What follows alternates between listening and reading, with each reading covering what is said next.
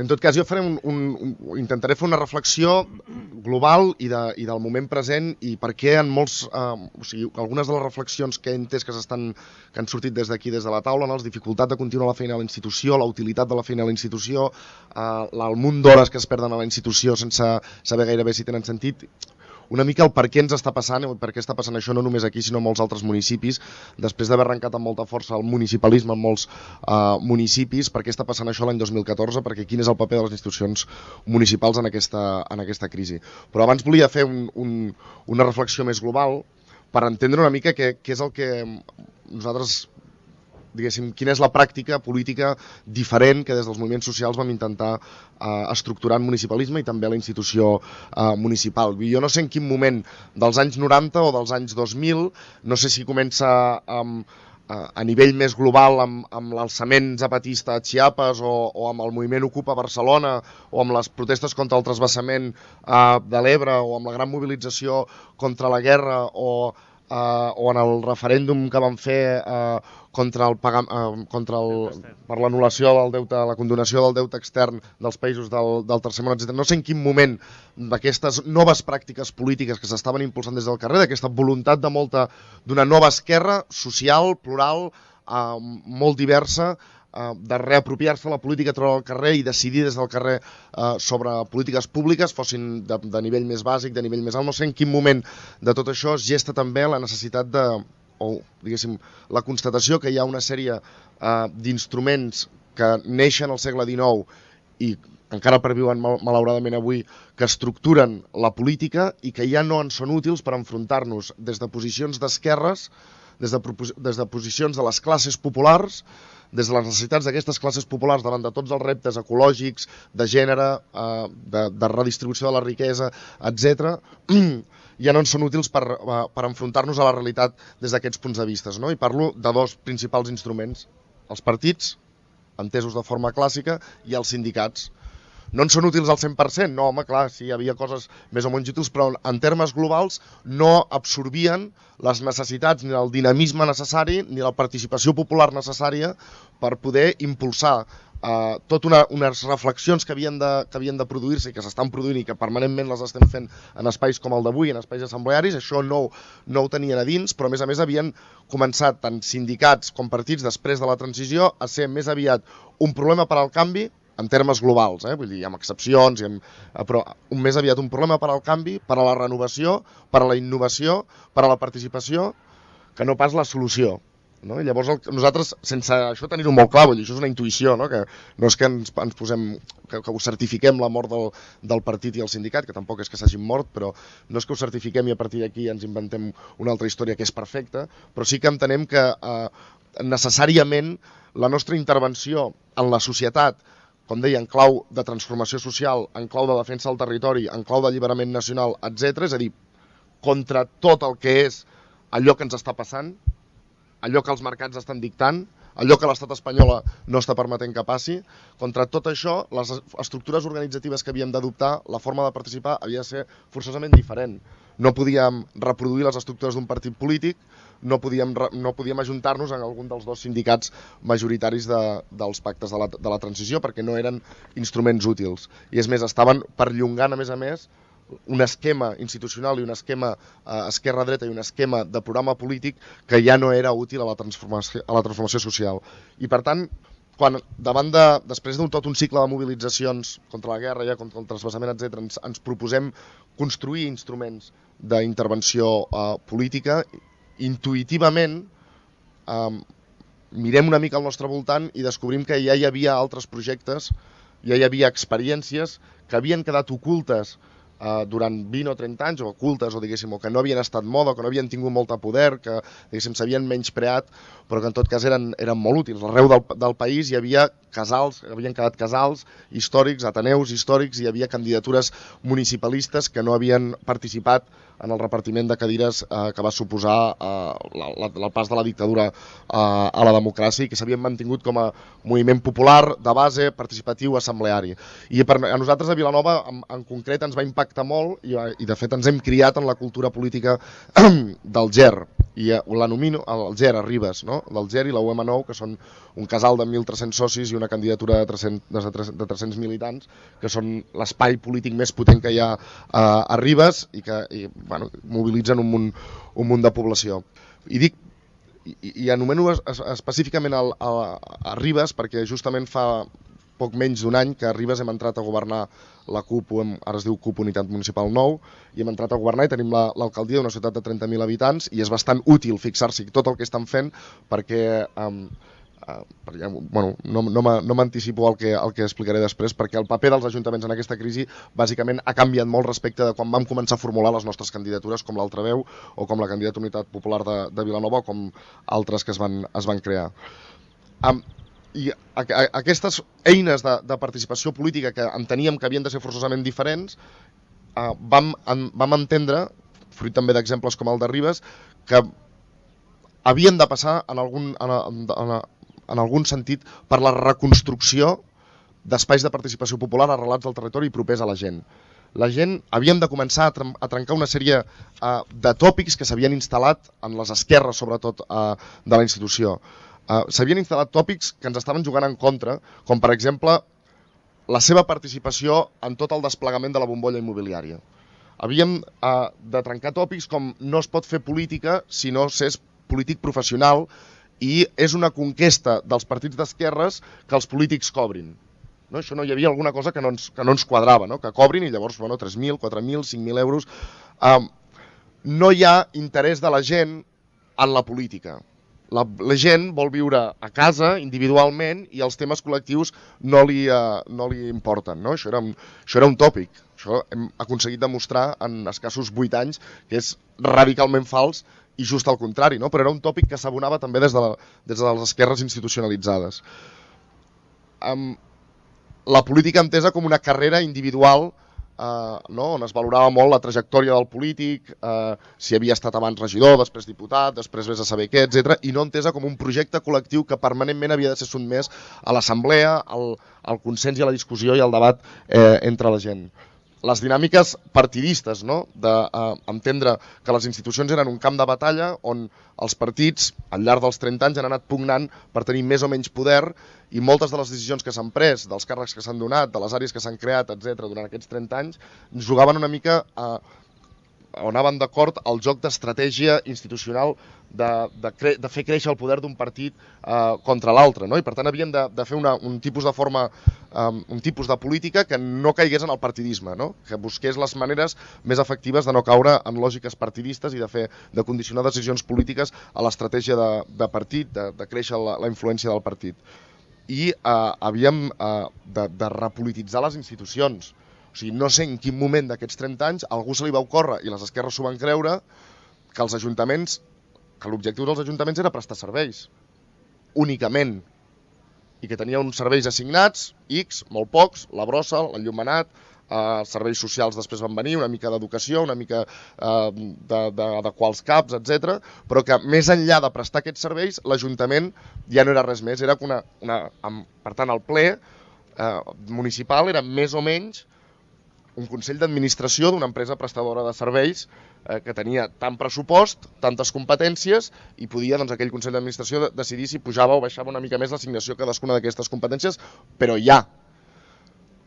O sigui, no sé en quin moment s'ho van creure, això. No, o sigui, abans que una empresa prestadora de serveis, abans que una institució, entendre una institució com un espai on es presten uns serveis, abans de tot és una assemblea de càrrecs electes del municipi que participa del futur d'aquest país, dels debats d'aquest país, que s'implica, que discuteix, que posiciona el municipi, que polititza els debats, que els porta i els baixa molt abans que ser una empresa. Un ajuntament és una assemblea de càrrecs electes escollits que es posiciona i a més, i això era una lectura estratègica que fèiem, és cert que l'Ajuntament, les institucions municipals, són el darrer esgraó de l'Estat, i que l'estat espanyol, com els estats més o menys tots a Europa Occidental, són el que són, s'han convertit en el que s'han convertit, tenen la porositat democràtica que tenen i no en tenen més. És cert, però alhora que és l'últim graó de l'Estat, en realitat els ajuntaments poden ser perfectament el primer de la defensa de les classes populars, el primer que sigui reconquerit per una lògica diferent, el primer que sigui posicionat a favor de la transformació social, a favor de l'alliberament nacional, a favor de l'alliberament de gènere, i que vagi plantant cara, i en aquesta crisi comença a esdevenir imprescindible, i està sent imprescindible, els posicionaments permanents polítics dels ajuntaments, que són les primeres institucions que es van posicionar, per exemple, a favor de la sobirania del poble català, a favor de les consultes, en contra de les retallades, etc. Posicionar els ajuntaments convertits com a les primeres institucions de l'Estat que es posicionen en defensa de les seves classes populars, en contra fins i tot del propi Estat o dels propis governs de l'Estat. En tot cas, reconstruíem en aquesta pràctica municipalista on volíem reconstruir tot això, trencar tots aquests tòpics i llavors pensàvem una altra cosa. Si forçosament hem de fer una cosa diferent que els partits, hem de canviar bàsicament la lògica de funcionament de tot plegat, no? Quan nosaltres parlàvem de municipalisme, no parlàvem de tenir regidors a la institució i no parlem de tenir regidors a la institució, perquè són més aviat poc útils els regidors si no tenen ningú darrere, si no tenen moviment social darrere, si no tenen gent organitzada. I de fet, recordo que la primera vegada que nosaltres el 2007 ens vam presentar, no, el 2005 ens vam presentar en societat a Vilanova i vam tenir un debat sobre com ens definíem com a candidatura a Unitat Popular de Vilanova i Geltrú. I algú deia, som un partit d'esquerres independentista. Això aporta alguna cosa? És a dir, aquesta descripció explica què som o explica en tot cas quin programa ideològic tenim. Però què som no és un partit d'esquerres independentistes. No? Què som? Llavors vam acabar dient era un espai assembleari de treball polític, social i cultural per a Vilanova i Geltrú. I amb això, clar, no estàvem explicant que érem una candidatura amb un programa polític i presentaríem a unes eleccions. El que estàvem volem dir és que teníem un Ateneu, teníem espais de mobilització social amb l'Assemblea de Drets Socials, presentaríem una candidatura, faríem un programa polític, faríem un procés participatiu, hi havia un casal popular de joves, obriríem cooperatives, que en realitat desplegaríem tota una pràctica política municipal arrelada al territori, amb participació de la gent, a peu de carrer, que toqués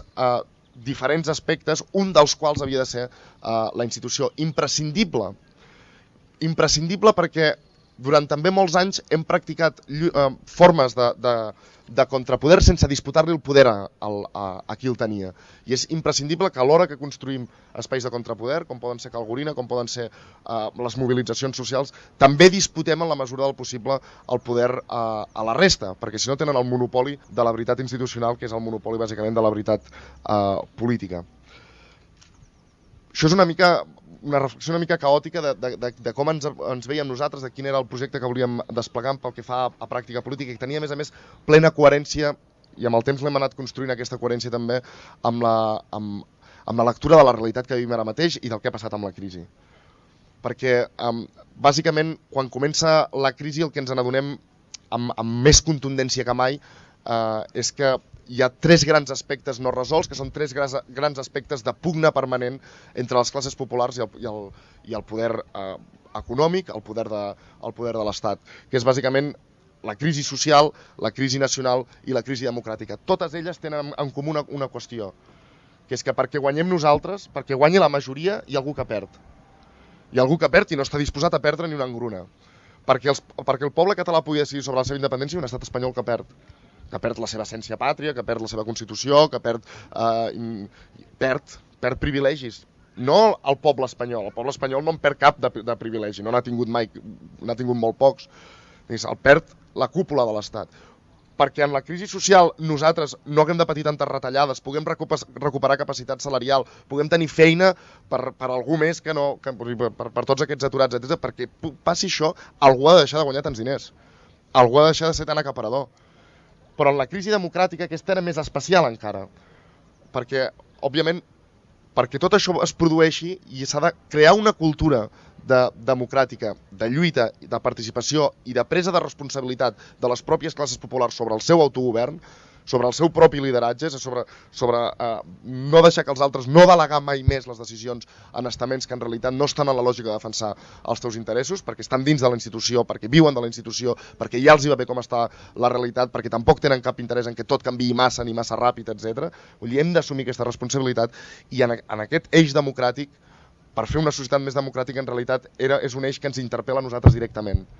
En l'eix nacional, en la voluntat de ser un poble lliure, el que interpel·lem és l'estat espanyol, en la voluntat de recuperar drets socials, de reconstruir un estat del benestar digne. El que estem interpel·lant és el capital financer, és el capital industrial. Però en l'eix democràtic, el que estem primer de tot interpel·lant és ens estem interpel·lant a nosaltres. Estem dient com reconstruïm cultura política democràtica, de participació, de radicalitat democràtica en el nostre entorn, en la nostra pràctica política, en com nosaltres tractem els nostres càrrecs electes, com per exemple fem que cada 2 anys vagin canviant, és a dir, amb tota aquesta, o sigui, ens interpel·la directament a nosaltres abans fins i tot de poder interpel·lar a l'Estat, a les institucions, de que obrin processos democràtics, perquè òbviament hi ha una comprovació bàsica, no?, que estava darrere d'aquell tòpic que he dit abans de que no hi havia interès de la gent en participar en política. No? Es deia quan la bombolla immobiliària era grossa i les esquerres, reflexió important que ara m'hi centraré, governaven a totes les institucions de l'estat espanyol, a totes. Quan hi havia aquell tòpic de que no hi havia interès de la gent, l'havíem de revertir, no? I amb la crisi, a més, s'ha evidenciat, diguéssim, la necessitat d'aquest revertiment. Segon aspecte, justament, és que més o menys del 1999 al 2008, amb més i menys, jo no sé si castellà, però crec que era el PSOE qui governava. Convergència. Bueno, l'hegemonia d'ajuntaments a Catalunya, al conjunt de l'estat espanyol, però especialment a Catalunya, la Generalitat, l'estat espanyol, i fins i tot les majories que es donaven al Parlament Europeu, si voleu tirar més enllà. En aquesta època, que és quan es construeix la bombolla immobiliària, quan s'urbanitza, quan es destrueix territori, quan es diuen aquelles mentides que si construïm més baixarà el preu de l'habitatge, quan es fan els preus prohibitius per accedir al lloguer, per accedir a la compra d'habitatge, quan es fan totes les hipoteques, en tota aquesta època, quan es fan els sous increïbles dels polítics, quan s'engreixen les institucions a base d'ingressos extraordinaris provinents de la construcció, totes aquestes institucions estan governades per l'esquerra. Totes. O sigui, hi ha una hegemonia de l'esquerra, d'una esquerra que en el cas de Catalunya hi havia una qüestió encara més greu, que és que des del final de la transició, on va ser clau l'esquerra, fins l'any 2003 que accedeix a la Generalitat, no? L'esquerra està a l'oposició i va acumulant un projecte polític i una esperança de canvi que quan arriba a la Generalitat, bàsicament, arriba a la Generalitat, a l'estat espanyol i torna, ens deixa un resultat, un balanç absolutament, jo crec que poc, no? Del qual ens queden pocs bons records. I això decepciona profundament. A molta gent decepciona profundament, i ens interpel·la també a nosaltres a dir no era pitjor la gent del PSUV que nosaltres, ni molt menys, al revés. No eren menys radicals. No van qüestionar-se menys coses la gent del PSUV o la gent diguéssim d'esquerres en general fa 80 anys, fa 70 anys. Per tant, què hem de fer nosaltres diferent? On hem d'observar quins han estat els errors que han comès durant aquests... Perquè després de tanta lluita, després de tanta presó, després de tanta radicalisme, després de tanta estructura de partit, després de tanta sindicat, després de tanta batalla, després de tanta comitè d'empresa, etc., quan han arribat el govern d'aquell estat que havien pactat amb la transició, és a dir, que havien estat d'acord que era una eina útil també, se suposa, pel programa polític d'esquerres, el resultat ha estat el que ha estat. Què han fet malament? O sigui, nosaltres no som ni éssers superiors ni millors persones, al revés, segurament amb bastanta menys cultura política, bastanta menys trajectòria. Per tant, no anem de llestos, és a dir, observem què ha fallat en aquests 30 anys i això també era un al·licient per repensar-ho tot. 2007, que és una mica quan nosaltres entrem a l'Ajuntament, si recordeu, justament els temes eren especulació urbanística, agressions al territori, preus prohibitius de les cases, etc. I moltes demandes, els programes polítics de les candidatures alternatives, de les candidatures d'Unitat Popular, anaven molt orientats a defensa del territori, a defensa del dret a l'habitatge i sobretot a peticions de participació. Clar, el 2011, començada la crisi, i de fet el moviment 15M al carrer ja, amb l'evidència que la crisi no és una crisi sinó que és una estafa, que de fet ja no és una estafa sinó és una guerra oberta, no? De les classes, del poder financer contra les classes populars, etc. 2011 la situació és absolutament diferent i quan passades les eleccions els programes són absolutament diferents, ja no parlem d'especulació perquè no n'hi ha, sinó de desnonaments. Ja no parlem de participació ciutadana perquè diguéssim que ja ens sona alienígena participació ciutadana quan el problema són els drets socials, quan el problema és l'atur. Però passat el 2011 i les eleccions, jo recordo haver estat al cap d'un any, el 2012, reunit, estàvem gent de Valls, gent de Vilafranca, de Ribes i de Vilanova, i estàvem xerrant, regidors d'allà i tot, i estaven tots molt preocupats. Diu, perquè no serveix de res els plens dels ajuntaments. Perquè amb la crisi els ajuntaments han quedat intervinguts. Amb el deute que havien anat generant a partir de la bombolla immobiliària i amb les mesures recentralitzadores de l'Estat, que a més ara amb l'aplicació de l'Arsal, quan vingui ja no cal que aneu a l'Ajuntament, pel que servirà de capacitat de gestió de competències municipals quedarà reduït a gairebé zero. Hi havia una decepció permanent de anem als plens a què? A constatar la misèria en què vivim, a constatar els diners que s'endú la banca, a constatar totes les retallades que s'hauran de fer, a constatar-ho tot, però amb nul·la capacitat, perquè òbviament l'Ajuntament no és una institució amb molta sobirania, amb molta capacitat d'actuació, té les competències que té, però amb una profunda decepció de que allò que sí que semblava possible en el període anterior a la crisi, perquè els ajuntaments cada any ingressaven més diners i podien fer programes socials i programes culturals i obrir noves biblioteques i fer programes de participació amb molts tècnics, no? I fer tríptics molt xulos i fer exposicions molt xules i fer teatre i fer moltes coses. Tot això que podien fer els ajuntaments abans de la crisi, passada la crisi queda l'esquelet viu de l'Ajuntament, endeutat, intervinguts financerament, decretat, diguéssim, quadrat per l'Estat, i anar als plens comença a ser una decepció. Decepció fins al punt de que vam haver d'aturar els 3 regidors de la CUP de Valls que van dir nosaltres dissolem la CUP. Nosaltres marxem, anunciem que abandonem el ple, li direm a la gent que és inútil, que devem un munt de diners, l'Ajuntament, no la CUP, sinó l'Ajuntament deu un munt de diners, no pot fer res, no serveix de res, només hi haurà retallades en els propers 10 anys i per tant és inútil que estiguem des de l'oposició en un govern de majoria absoluta, nosaltres abandonem el ple, no pensem dedicar totes les nostres vides i ens dediquem al carrer, a mobilitzar el carrer, etc. I de fet vam aturar que marxéssim, però la reflexió global que ens vam fer és tal qual aquesta. És a dir, al contrari del que era útil abans, amb aquesta crisi, estant els ajuntaments com estan i havent adquirit prou pràctica nosaltres en els ajuntaments, la lògica és bàsicament de tot el pes de l'actuació política al carrer,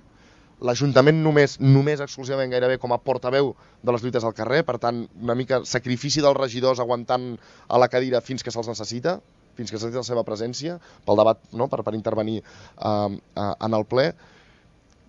i canviar la lògica d'entendre que potser no hem d'estar sempre a l'oposició.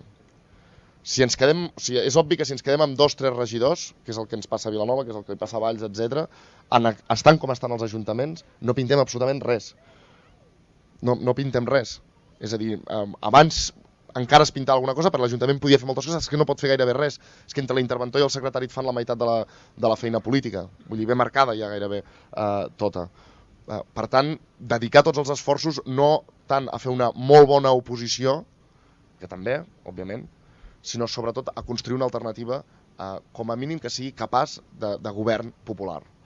I això és el que també us volia explicar. Nosaltres a Vilanova en concret fa un any ja vam començar un procés, amb tota aquesta reflexió vam començar un procés, i amb això ja acabo, que es diu Governem-nos, i on bàsicament el que intentem fer, encara que no ho aconseguirem, però ens posem en la pell, diguéssim, abandonat una mica els 3 regidors a l'Ajuntament, van fent la seva feina, però ja no hi ha el pes que li destinàvem abans, i hem destinat totes les energies, no només a tots els projectes que tenim, sinó sobretot a com hauríem de construir una proposta d'equip de govern, programa polític i pràctica assembleària, és a dir, com podem estructurar aquestes 3 coses per fer una proposta per Vilanova guanyadora. És a dir, que no hi hagi esquerres a Vilanova que puguin diguéssim, coherentment oposar-se a aquest projecte, com el millor projecte popular per Vilanova, de participació política, de programa polític i de les millors persones a l'equip. I portem un any intentant construir totes 3 coses, no? Buscant les millors persones sorgides, no? De les entitats, de les associacions, dels moviments socials, també de les institucions, d'on sigui, les millors persones d'esquerres per fer un equip de 10 persones, cadascú amb una àrea assignada, de fer un programa polític el millor possible, òbviament rupturista, és a dir, amb propostes de cooperatives, amb municipalització dels serveis, amb democràcia directa, o sigui, un sistema de govern de democràcia directa, etc., a l'Ajuntament, i tot allò que el que es pugui fer-ho tot, i com estructurar, que això és tota la pràctica acumulada durant tots aquests anys, que tot això sigui un procés i a més una estructura de participació sobretot popular. Perquè en realitat vam treure un regidor el 2007, 3 al 2011,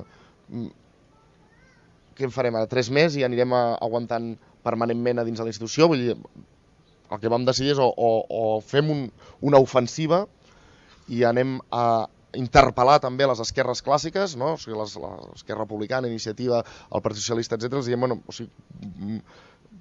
us sumeu a un intent de fer de Vilanova, de fer de l'Ajuntament de Vilanova un govern d'esquerres popular d'acord amb els temps que estem vivint, d'acord amb les necessitats que estem vivint, d'acord amb les pràctiques polítiques que s'exigeixen des de la societat, i per tant sacrifiquem tots els nostres sigles, no? I ens reinventem tot plegat, o volem repetir esquemes de repartiment d'escons, o sigui, repartiment de cadires al ple clàssics, no? En què tu has pujat un regidor, l'altre ha baixat un, es pot fer aquesta coalició, aquella, tu et quedaràs a aquesta regidoria, jo l'altra, tu no em molestis, jo vaig tirant, jo ara sóc alcalde perquè després vull ser diputat, etc. O reproduïm aquest esquema. En realitat no té cap mena de lògica reproduir tot això, i per tant, en la mesura que siguin possibles, hem d'interpel·lar tota la societat. I tothom que vulgui treballar per les classes populars en el municipi a refundar allò que nosaltres hem intentat fer amb l'exemple propi, interpel·lar els altres perquè ho facin conjuntament amb nosaltres. Perquè ho facin conjuntament tots els esforços, tota la capacitat intel·lectual, l'experiència institucional de govern, les pràctiques polítiques, tot el que hi hagi al municipi que sumi en aquest projecte, encabir-ho, sumar-ho i fer una proposta de govern popular que nosaltres li hem dit governem-nos, i que, bueno, ja us anuncio que ha tingut el no de les forces esquerres clàssiques, que no entenen absolutament res, això també, excepte Esquerra Unida, que sí que ens va dir que sí, i totes, òbviament, totes les entitats, la PA, la CGT, la CNT, o sigui, tothom d'acord amb nosaltres, no? El Casal Popular Ocupat, el dels anarcos, el dels indepes, el de tot, no? Tots entusiasmats, però quan vas a Iniciativa i Esquerra a proposar-ho no entenen, no? No entenen en realitat perquè